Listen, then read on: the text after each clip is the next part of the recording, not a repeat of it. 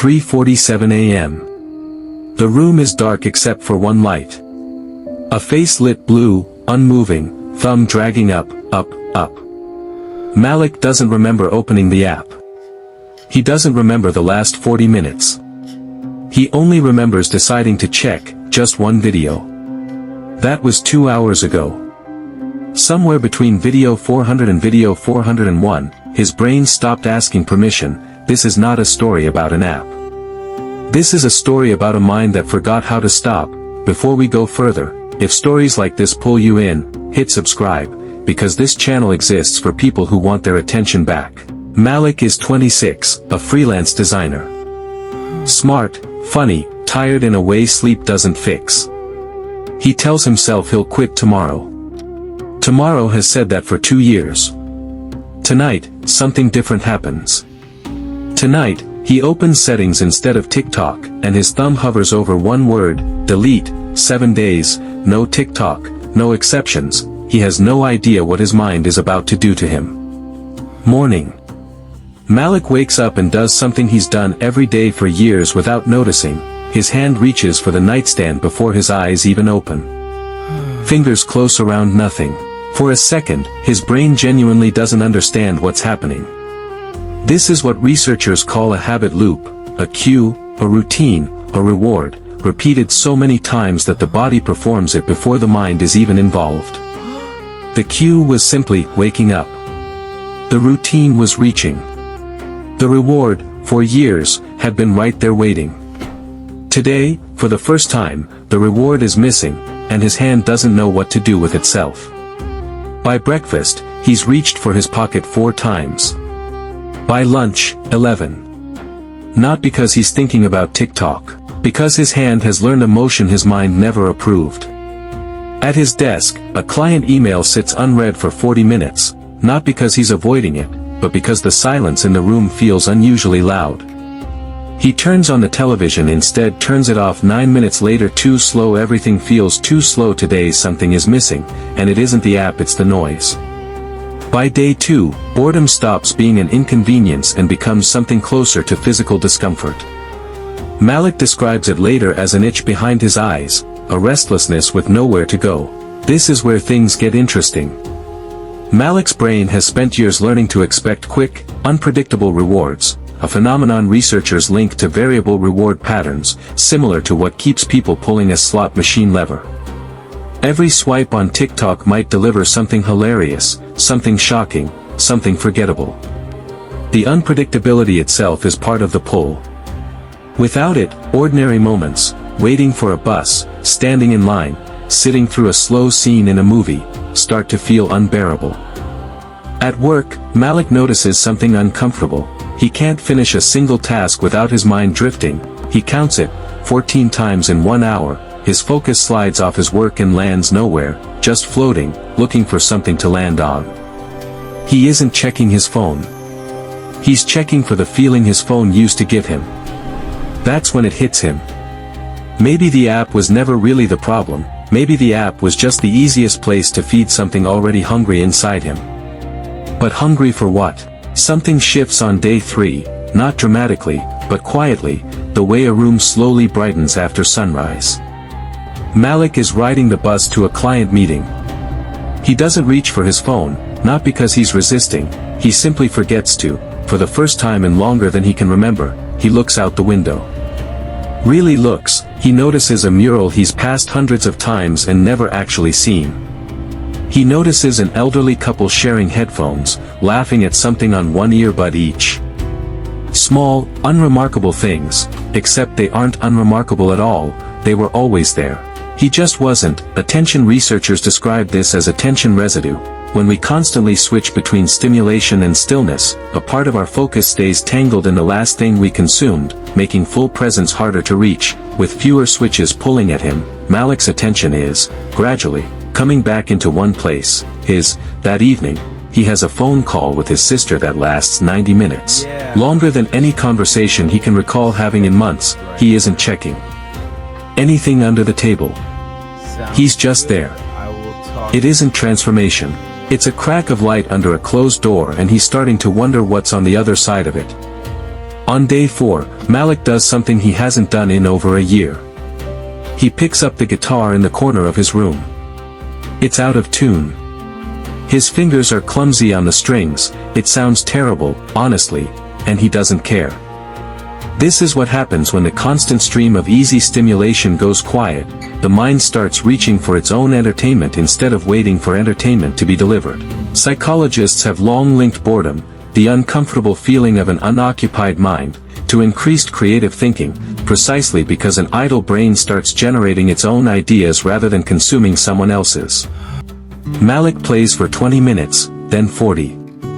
He loses track of time in a way that feels completely different from losing time to TikTok.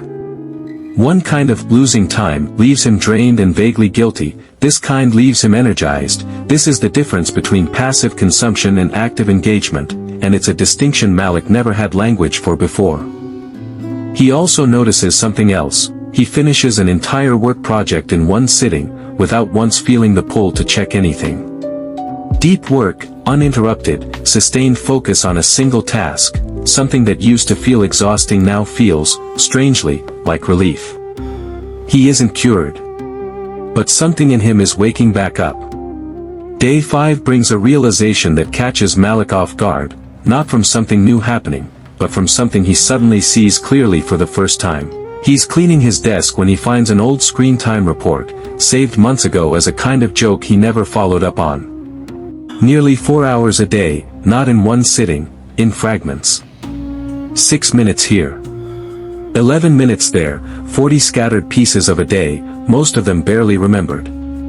Malik does the math without wanting to, almost 30 hours a week, more than a full work week, spent in pieces so small they never felt like they added up to anything. This is the strange thing about short-form content, each piece feels almost weightless, a minute, 30 seconds, nothing at all. But time doesn't measure itself in single scrolls, it measures itself in totals. And the total sits in front of him now, impossible to unsee. He isn't panicking.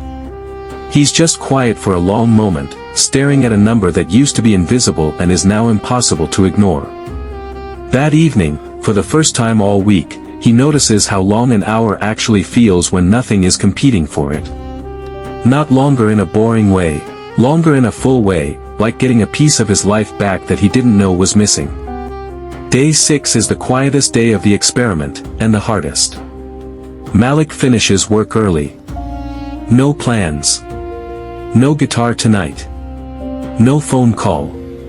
Just him, and an empty evening stretching out in front of him like an unmarked road. In the past, this exact moment, an empty evening with nothing scheduled, would have been filled instantly and automatically, the way water fills any open space. Tonight, he makes a decision. He sits on his couch, turns off the lights except one lamp, and does nothing. No screen, no sound, just sitting. The first 10 minutes are uncomfortable in a way that surprises him. His mind searches for something to hold on to and finds nothing, and that absence feels almost like static under his skin.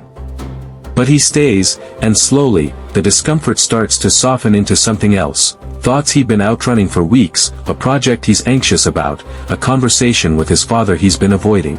A quiet, uncertain question about whether he actually likes the direction his life is heading, or whether he's simply too busy to notice if he doesn't. This is the part no algorithm shows you. Sometimes the constant scrolling was never really about entertainment, sometimes it was about not wanting to sit alone with exactly these thoughts. Malik doesn't solve anything tonight.